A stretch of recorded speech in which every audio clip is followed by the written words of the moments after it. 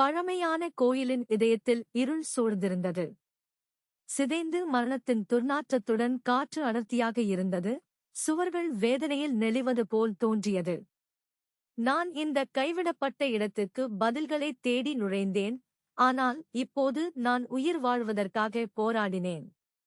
நான் எடுத்து வைக்கும் ஒவ்வொரு அடியும் அறைகள் வழியாக எதிரொலித்தது. மேலும் கோவிலின் இருண்ட வரலாற்றின் கனம் என் மீது சுமத்துவதை என்னால் உணர முடிந்தது.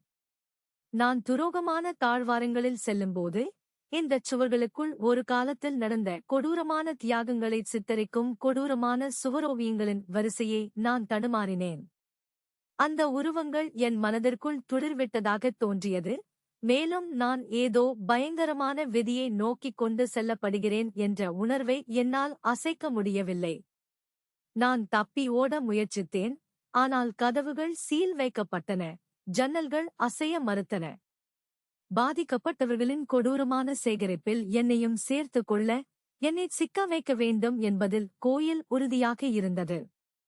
நான் முற்றிலும் தனியாக இருப்பதை உணர்ந்ததால் பீதி ஏற்பட்டது. பார்வையில் எந்த தப்பும் இல்லை.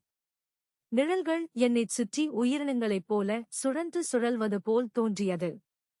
பின்னர் என் சொந்த குரலின் ஒலியைக் கேட்டேன். ஒரு ஒற்றை குளிர்ச்சியான சொற்றொடர் கிசுகிசுத்தது. நான் எப்போதும் தியாகம்